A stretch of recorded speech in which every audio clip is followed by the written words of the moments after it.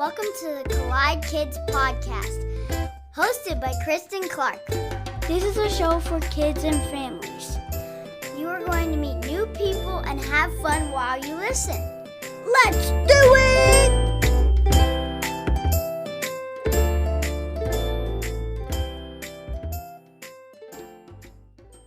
Hey y'all, welcome to episode 100 of the Collide Kids podcast. I'm your host, Christen Clark. The Collide Kids podcast is a show for kids and families where we learn together how life and faith collide. It means so much to me that you're listening today. It means so much to me that you listen at all. I love that you're here and that you are choosing to spend this time with me. If this is your first time listening, I hope you really enjoy this and you keep coming back for more. Don't forget to listen to the end of every episode. That's where we have the kids only segment where kids just like you get to be on the podcast. Well, we have made it to 100 episodes. I know we've been talking about this for a few weeks, but it is pretty incredible to make it this far. You know, when I first started out, I was creating the logo and the photo artwork in my design software called Canva. And for some reason, I think I was only on episode 4 or 5. I created a photo design that said, we made it to 100 episodes. And I made it so far back. I think I was just playing around with pictures and I thought this would be a really good one for episode 100. Isn't that funny? But you know what? That picture is on my computer all the time. I see it every time I open up my design software. I see it every time I go into download things. It says we made it to 100 episodes. So you know what I learned? Visual goals are very helpful. I didn't mean to make a visual goal, but it actually was because I kept seeing it and I kept thinking, okay, I'm going to get to 100 episodes. And now here we are. So visualizing your goal is actually very helpful. I did it on accident, but I encourage you, if you have a big goal, create a drawing or a poster or a design and put it somewhere you will see it often. And then every time you run into it, it will remind you that that's where you want to be or that's what you want to do someday. Well, I have now met and interviewed 100 people. That's kind of incredible to say. And actually, there's a few others that I have met. They're just in episodes to come. It is so exciting and it gives me so much joy to meet new people. And you know what? My goal is to keep going. I'm not done. This isn't the finish line. This is just the goal that I set out to do. Well, a few months ago, I was inspired to keep going by our next guest. His name is Rob Lawless. I heard about his project called Rob's 10,000 Friends on the Today Show one morning. During the interview, he explained that his passion for meeting people led him to a full-time endeavor to meet 10,000 different people for an hour each. Since then, he's met over 5,000 people from over 60 countries and 35 U.S. states. He's driven across the country 6 times and has also been featured by some awesome press sources, including a nationally syndicated radio show called On Air with Ryan Seacrest, a Canadian morning show called Your Morning, and the Today Show with Hoda and Jenna. He also got the chance to appear as a guest on the Kelly Clarkson Show, where the audience was made up of around 100 friends from his project. An awesome experience, I'm sure. Rob loves adventure and potential, and over the last 5 years, he has found this project has both and can't wait to continue giving it 110% to see where it takes him in the future. It was such a pleasure for me to get to be one of these 100 friends, and I loved our conversation. We actually got to talk for about an hour, and so today you're going to hear part of that 1 hour conversation. Now, if you've listened to episodes in the past, you see that it's going to be a little different. One, because we jump around a little bit. So there is a joke, but the joke's coming towards the end. And usually I'm the person that interviews the other person, but today I get to talk about things that I'm doing. And so you'll hear a little bit about my story as well as his. It's very interesting. Just hang on. There's lots of good stuff, and I know you are going to enjoy my conversation with Rob Lawless.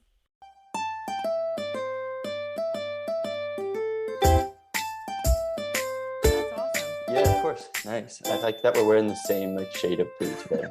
We match. Yeah. You're not wearing your pink bracelets though. Oh, no, I am. No, I'm just kidding. I don't. That would be really funny if you were. Yeah. You're like, wait, I am wearing them. Yeah. Yeah. Where are you calling in from?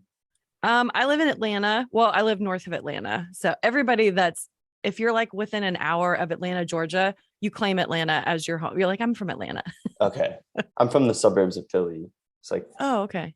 it's like 40 minutes without traffic, but like an hour with traffic. But Yeah. yeah, I still like would always tell people I'm from Philadelphia because it's Yeah. just, as I'm sure it is in Atlanta, it's just like the greater Philly area, the greater Right. Atlanta The greater area. Atlanta area. That's right. That's right. Yeah, but I live in the city now, so, which is nice.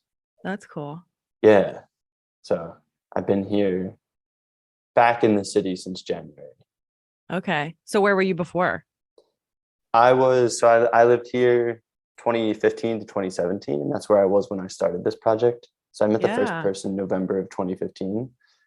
And then I went out to LA. I was out back and forth between LA and Philly for 2 years. And then I was in Hoboken, New Jersey for 9 months. And then back to my parents for most of the pandemic. And then back into the city. Nice. Yeah. Mhm. But it's we always say that though. It's so hard for young people to choose your life path, and so it was kind of good that, you have more options and things later. But that's why I'm back in school now. So I'm getting my I'm in seminary actually. Mm, So I thought I'd never go back to school, and here I am. But I like it a lot. So yeah. nice. Yeah. Yeah. I grew up Catholic. So whenever Okay. someone says like I'm in seminary, to me, that means you're going away to become a priest. Right. Or a lot of people ask me if I'm going to be a pastor one day. And I don't think that's the path. Mm, I think it's really just getting a basis in understanding my faith more. yeah. So yeah. What motivated that? Um, I don't really know, except to say I feel like it was just impressed on my heart to go back. When I finished school for my bachelor's, I was like, never, ever again. I'm Mhm. done forever. I just wanted to learn. I wanted to grow. And Yeah. and then there's been just lots of different things like out of the blue where I feel like God has provided this way for me to do this. And so it's undeniable that, like all the signs lead to this. And so I'm just going to go through with it. So Yeah. Sometimes when you see them yeah. out in the world and you're like, okay, I'm Yeah. getting the message. Right. I should do this for sure. Yeah. Yeah, it's true. I've seen that through my project as well. Like Yeah.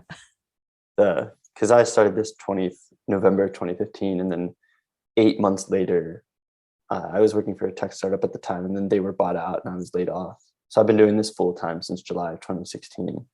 Okay. And like I just cut every like expense out of my life. I went out to LA because I was crashing with a friend who was hosting me for free. And then Mm-hmm. I'd be back with my parents, and then I would be with my another friend and his wife in Hoboken. So like all of my friends, it's interesting now because I'm starting to make money through public speaking, like speaking at conferences and corporations and stuff. Mm-hmm. And my mind is still in the mode of like, you can't afford this cup of coffee. Like when I can clearly afford it now. Well, Right. right now I can. There's always like with speaking, it's like, well, 2023 looks like $0 of income right now. Yeah.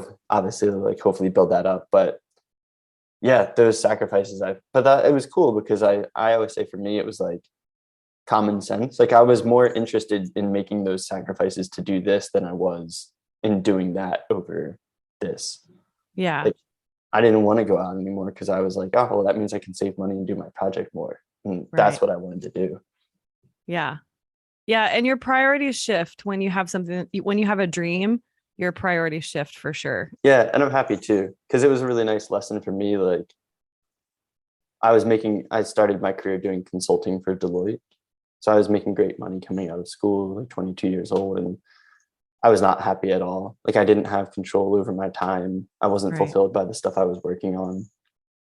And then I was doing this and I was making no money, but I was so excited and happy to do it every day that I was like, wait, I don't need, because I studied finance and I was like, I want to be a millionaire and I want to have nice apartment and nice car and stuff. And doing this, I was like, oh, I'm happy now. So I actually just need enough to afford rent and healthcare, being Right. a single guy in his 20s. But that was a big mindset shift for me. And Yeah. now as I get older, like I would love to have a wife and kids someday. And obviously you can't do a single 20s guy budget for the rest of your life. One of the things I feel like I've learned through my project is that an ego is a really expensive thing to have. And I think a lot of people just from being on Instagram so much and like what I observe of other people, not really through my project, but just out and about, I feel like so many people do things to get the validation of other people. It's like they want to have the nice like outfits or the nice cars, but it's like they want to put it on Instagram so people can validate them with likes and comments.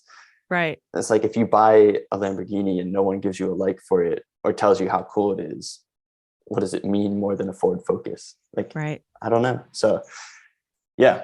And they talk about too that the billionaires, the people that make the most money in the world, they don't drive fancy cars. They don't have the nicest stuff that we would think, like they're still thinking about investing and being smart with their money. So yeah, one of my friends she jokingly said this quote, because one of my friends was getting married and like it was on an estate up here, like his wife, their family had like a really nice house and stuff, but it was very quaint. And we were saying something and she was like, yeah, money talks, but wealth whispers. And that always stuck with me. And I was like, oh, I like that a lot. Yeah, that is good. Yeah. Yeah. And when did you start your podcast? I started in the middle of the pandemic. I needed a creative outlet. Yeah. And I like sharing stories. It's actually, I think why I found out about you, because it's kind of the same thing. I just wanted to hear people's stories. Maybe like a third of the people that are on the podcast are friends of mine. And I love learning about like how they got started in their job or why, or what they love about their job, just the things they're passionate about. And when I was first thinking about doing it kind of as a focus to kids, I was like, I don't know if kids are going to enjoy this. Like, it's just two adults talking. And we're sitting around at Christmas and I'm having conversations with my sister and with my cousin, all adults. And the kids are just like, like they're like in tune with all of it. They want to hear what we're talking about. And I think I heard an interview Harry Connick Jr. did a while back where he said, growing up, kids were supposed to be seen and not heard. And he said, kids today don't really know that phrase, like that. We don't say that to our kids, but I think it is something about teaching kids to be interested in the people around them. And so that's what I want to teach, that there's lots of jobs out there. There's lots of things that you could do with your life. There's lots of things you could be passionate about. At the end of my podcast, I always ask my guests to share a memory from when they were a kid. And maybe like 75% of those have to do with the job they're doing now. And so the thing that like this big memory or this fun vacation or this moment they had with their parents ended up inspiring them to do the work that they're doing now or led into what they're passionate about. And I always think that's so interesting how that kind of works out. I also just love learning about other people's families. And, like our family, we would always watch home videos and tell stories of like crazy things that have happened. We love to laugh together. And every one of the spouses that have married into my family, we've made them sit through hours of home videos. Like, okay, you got to watch this one. This one's hilarious. And they're like, okay. So I don't know. That's always something that I loved was, learning about people's background and things like that. So that's why I thought what you were doing is really interesting. It's kind of the same thing. Yeah, it's cool. I love people's stories too. And I also grew up in a family where like home videos were a priority. And it's interesting because my ex-girlfriend, I met her 3 weeks before we graduated from Penn State, and then we dated for like 2 years. She had like no home videos and like no pictures of her as a baby. What? And I was like, man, it's crazy that you grew up in, because I feel like it's just like the parents, like nowadays I feel like it's so much easier with phones because parents are literally capturing every moment that children go through. But yeah, it's crazy because we have like every Christmas from us as like kids, and my dad would always be there with the camcorder. Yes, the big one. Yeah. And like there's videos of my brother and I rollerblading as kids or like playing hockey in our basement. All those things which are so valuable as you become an adult. So right. Nowadays, when we capture, it's like quick snippets, like we do like 15 seconds or a minute or something like that. And we're watching these videos and they filmed like every moment. It was like a 25-minute piece of just us opening presents. And we're like, like we're still enjoying it, but it's just funny. Nowadays, we don't have the 25-minute clips. We have like small segments of things. Yeah. Now it's like, how do you get all that like onto the cloud so you can watch it whenever you want? Right. Exactly. Yeah. But that's cool. Yeah, I definitely had that as well. And it is fascinating people's lives because it's just like so many people have been through experiences that you or I have not been through. Yeah. Let me ask you this question. What's something that you've learned from your project about making friends? We'll be right back after this. You know, raising kids in the digital age isn't easy, but Bark Technology makes products that help parents keep their kids safe online and in real life. They have an app, a phone, and a home device that lets families set parental controls on their internet-connected devices. I love the app because it helps us manage screen time and blocks websites and apps we want our kids to avoid. It also sends alerts and gives us the ability to monitor texts and social media and even track your child's location. Visit bark.us to learn more about how you can keep your kids safe online. Use the code COLLIDEKIDS to get 15% off your subscription of the Bark app.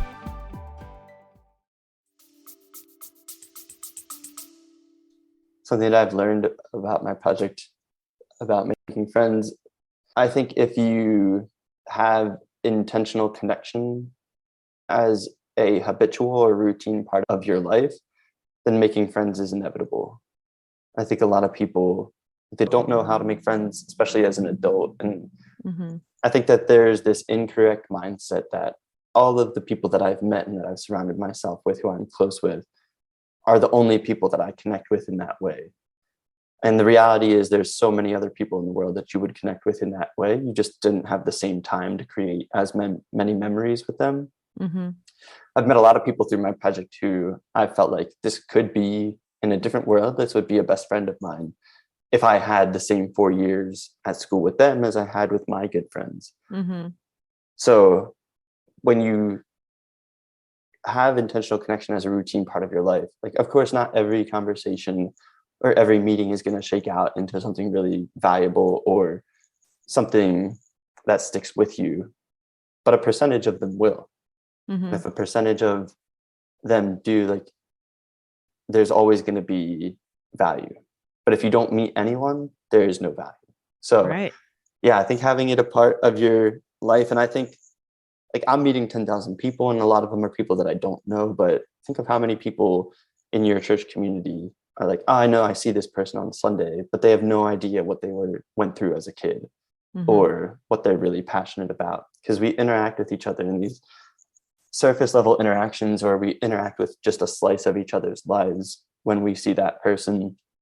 But there's so much more of us to get to know. So it could be someone from your church community. It could be someone that is a friend of a friend, or someone from a different interest that you have.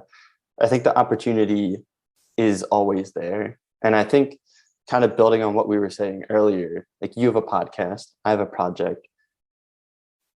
It sometimes requires context. But if you meet this person, you're like, oh, they just meet one new person every month in their life. Like, they've been doing it for years. It's just something they do. All of a sudden, okay, I'll be the person you meet this month. So yeah, I think that is my answer, is intentional connection will inevitably lead to friendship. Yeah, for sure. I think kids are better at it than adults are, for sure. You know, my son would always come home from school like, I have 7 new best friends. I'm like, that's amazing. What's their name? I don't know. So he would just connect with them in different ways. So I think, like you said, we just have to be intentional about it. And that, you know, as adults and as kids, we need to make that a part of our time. And so that's important. Yeah. I think the kids have less of that fear of rejection or the fear of judgment. Right. But I would say too, like, one of the things I think I realized through my project and through talking with other people is, like, the most interesting people or the coolest people are people who are most authentic to themselves. And I always think about high school, like Stranger Things, for example. If you've seen that show, there's like the jocks, like, on the basketball team, and then like the Hellfire Club, like, doing the Dungeons and Dragons. Right.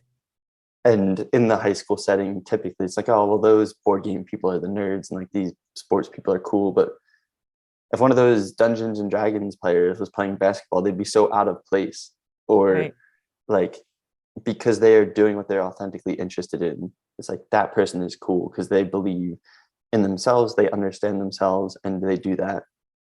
And I think for all of us, and when I talk to people, sometimes I think there's this desire from them to like, oh, I have to appear interesting. He's going to share my story. I want people to know I'm interesting. It's like, I could care less if you are interesting. I'm always just, I want to know what you're interested in, because if you are telling me that you're interested in something and you're passionate about that, whether it's your podcast or your degree, like that makes me feel passionate about it, because I can see that coming through you. Yeah. Yeah, that's good. Yeah. Finding those people that like the things that you like that's a special thing. And it seems simple, but it's really special when you find that. Yeah. And I think it requires us to sit down and like have chats with ourselves and reflect. Because I think the harder thing is actually identifying what you are passionate about, what you are interested in, if you don't know yourself and you have all these external things coming at you. Right. So, yeah. And I feel like a lot of times there's another thing I see through my project, and I'm sure you see it through your podcast, when you talk to people and you're trying to uncover their stories. Sometimes it's the first time they've thought about what they've been through in a really long time. And like, they just haven't reflected on everything they've done in their life, because it's not a typical thing for people to give each other a listening ear so often. Yeah. Do you talk to yourself a lot? Do you do those conversations a lot? Oh, I'm always talking to myself. Yeah. Me too. I live alone, so it's easy for me. Yeah. But yeah, I'm always reflecting in my head. I was thinking about that last night, even when I'm at concerts and stuff. Like, I'm at the concert, but I'm thinking about like speeches that I have coming up, or how's this performer, like, what can I take from this to apply to my own life?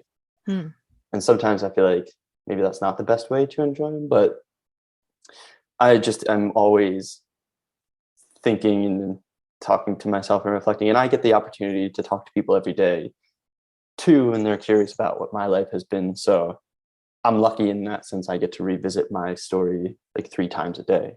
Yeah. I think when you talk to someone else, you kind of gain a spark from them. And so that could benefit you, or it could make you more mature. It could make you more self-aware and things like that. And so you've had a lot of sparks from different people. Yeah. Yeah. It's like it holds up a mirror to yourself. Yeah. I think that, especially too, from my experience of talking to people, you learn how much like, I do this because my mom did this, or I do, like a girl I met yesterday is really into horses, and her mom rode horses when she was young. So, and she played softball because her dad was a track star. So it's like, yeah, I think they really do take a lot. I've thought about that too. I think it'll take like 9 more years to complete my project. And I'm 31 now. So hopefully I'll have kids within that time, like before I'm done the project. And I always think, and I don't know if they'll be like aware enough at the time, but even afterwards, like I want my kids to be like, well, my dad was able to do what he wanted to do and find a way to make that work. So I can pursue my passion and find a way to make it work if I'm like disciplined and consistent and persistent and all those things. Yeah. Do you think there was something in your background that inspired you to do this project? Like something from your childhood or anything that was a part of that? I've always been a people person. It's funny because my parents, like, they're both good with people, but they weren't like the most social people growing up. Like, very like insular family. Like, we would never like, even they just like didn't do a lot of things. Like, we would never go out to dinner, and like weekends we always just made stuff at home, or we were never like getting together with other families to do stuff. It was very much just like our family. My dad's dad is very outgoing. Like, he now lives in a senior living community, and he's like the mayor of the place, like always talking to a bunch of different people. And I think I'm very much like him. So I think I probably get it from him, but I've always just had like a desire to get to know new people. I've been excited by people. So when I was in grade school, I was excited by the idea of high school, because I was like, there's more people to meet now. And then I went to a small high school. It was only like 500 kids total. And then I went from there to Penn State, where it's 40,000 students. Wow. And some people are like, oh, it's such a big jump, or it's such a big transition. For me, it was perfect. You're like, I landed in, So I loved the idea that I could get to know people and never run into them again, or I could meet people senior year who've been on the same campus with me for 4 years that I'd just never met yet. Yeah. I like that. That's why I like being in the city atmosphere as well, because I don't think, at least at this point in my life, I could do the suburbs, because it's like you meet everyone, and then because for me, meeting people is a really novel experience. And I've always just been excited about that. And in college, I was very involved. So I saw the value of putting yourself out there and meeting people around you. And I still think it's one of the most valuable uses of a person's time that they can invest in. So to me, as someone who does it and sees the value, like the benefit of it consistently, it blows my mind that more people are not doing it on a routine basis. Yeah.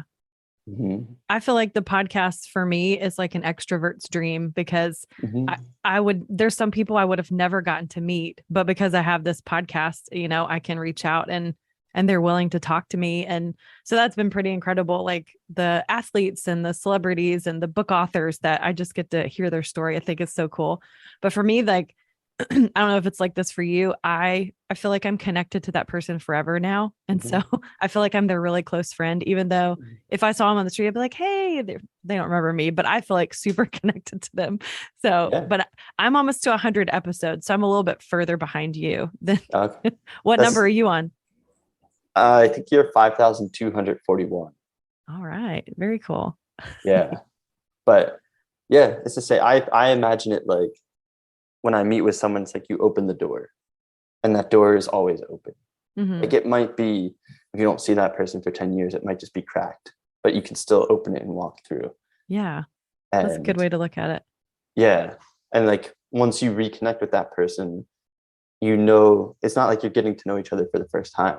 You're like, oh, I remember you from this thing. And then you build on that foundation. So that's been really cool for me.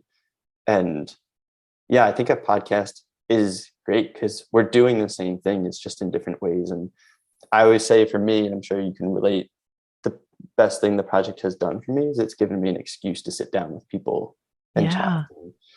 And when you have, like, for me, a project, or for you, a podcast, it gives people context, and they're like, oh, okay, like I can spend time with this person. Yeah. Whereas if you don't have something, like, hey, you want to meet online for an hour? Like, no. Yeah, exactly. Like, no. Yeah. So, I've really enjoyed that about it. Yeah. I got to meet Scott Hamilton, the ice skater.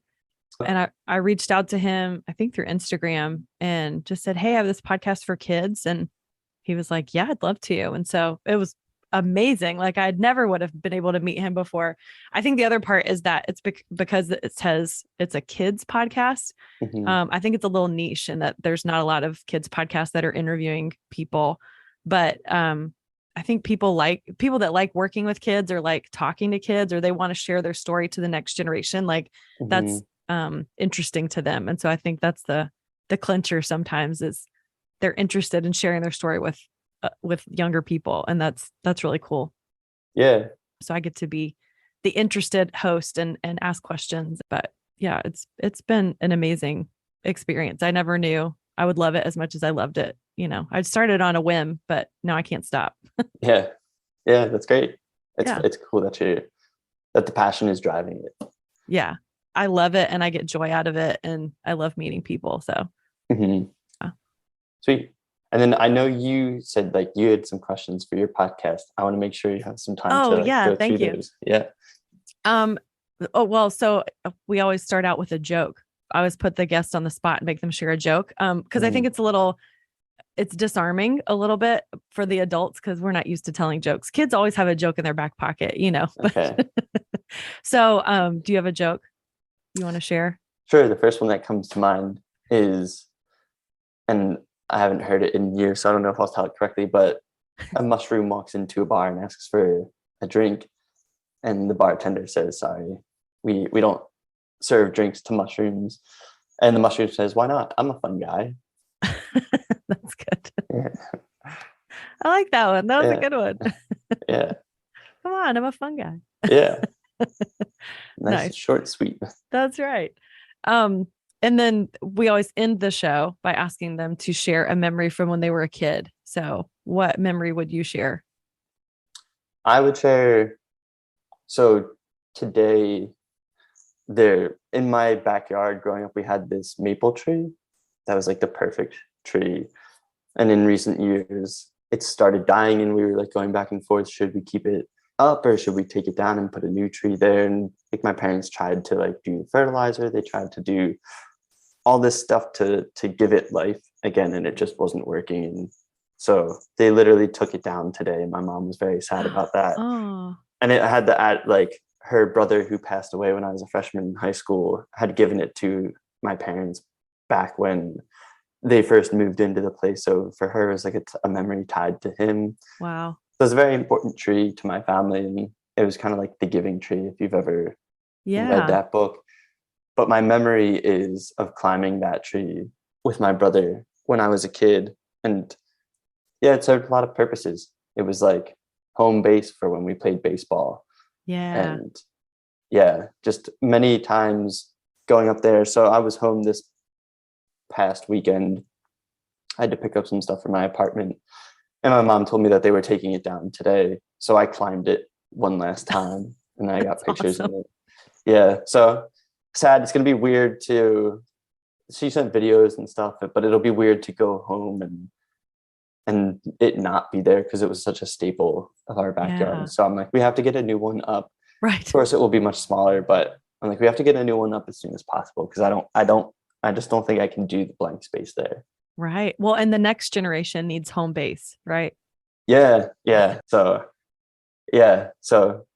weird, I guess, as you get older, like those things we hold on to in our youth, it starts to change or it goes away, and part of life, I guess. Yeah, for sure. And it's sad to watch something go away, but new things could be better, so it's good. Yeah. The other tree, I'm like, let's put it in, let's get it growing. That's what my mom was like, Fertilize it, whatever we can. 40 years to get to this point, but that's awesome. Yeah, super cool to chat with you and hear more about like what you're passionate about, and to how much our paths relate, even though again they're different paths, but like the home videos, the passion for people. That's right. And I think that's one of the cool parts about opening yourself up to the other people around you. It's so easy in my mind to find a common tie. Yeah, me too. And I can always find something to talk about. It gives me joy to help connect people. And so it's really cool when I get to connect people. Yeah, I love it. Well, thank you for connecting with me. And yeah, for sure. Thank you for doing this. Yeah, absolutely. Thanks, Rob. This was nice. Yeah, thank you. Good luck with the degree and the podcast and everything. Thanks so much. I appreciate it. Yep. See you.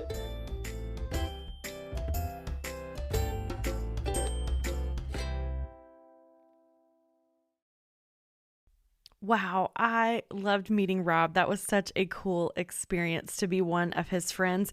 I loved when he said, let your passion drive you. That means whatever it is you love to do, let that joy motivate you to keep going. Instead of money or fame or attention, joy is going to take you so much further and will help you make decisions based on what you love. One of the things he said today that stuck with me was when he said, once you meet someone, it's like leaving the door open. Even though you don't see them every day, you still have that connection. So later you can walk through it again. Isn't that cool? I also love that he encouraged us to be intentional about meeting new people and having conversations. That person you're thinking about or someone you see at school on your team, choose to talk to them, ask them questions, be open to new friendships. If you'd like to learn more about Rob and his project, you can go to his website, robs10kfriends.com. You can also check him out on Instagram and see pictures and videos of all the people he's met, including yours truly. Also, I talked about my interview with Scott Hamilton, and he was on episode number 44. So if you've not listened to that, I highly recommend you go check that out.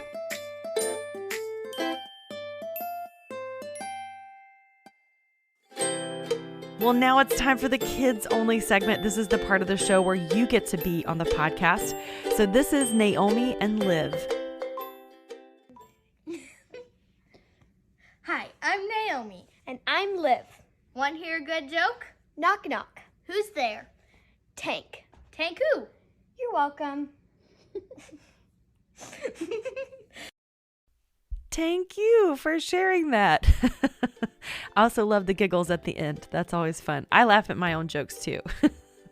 Well, hey, I would love to hear your favorite joke or maybe an encouraging quote that you like, or maybe you have a Bible verse you want to share. Just go to my website, Collide Kids Podcast, and click the tab at the top that says Kids Only, or you can find information about how to send that to me through my social media. I'm on Facebook at the Collide Kids Podcast or on Instagram at Collide Kids Pod. You can also follow my social media and learn more about episodes and fun things coming up.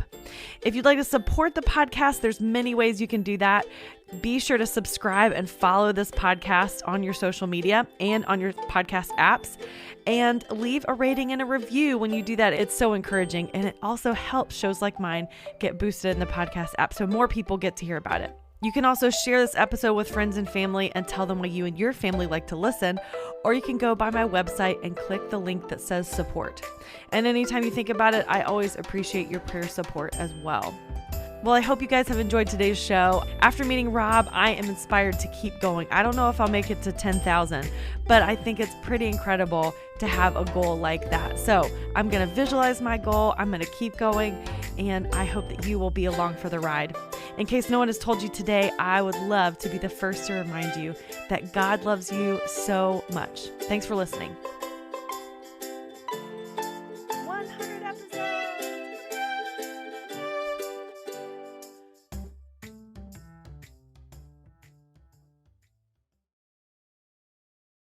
You don't have to go very far looking for bad news because somehow it just finds you. So finding peace in the chaos can be really difficult, but it doesn't have to be because the River mobile app exists. The River is a Christian music radio station dedicated to playing music to help you get through life's toughest moments or life's happiest moments and everywhere in between. And all from artists who love Jesus and are real people just like you. Listening is easy. You can download it wherever you get apps from. Just search 1049 The River or listen online at riverradio.com. And know that The River is proud to partner with the Collide Kids podcast.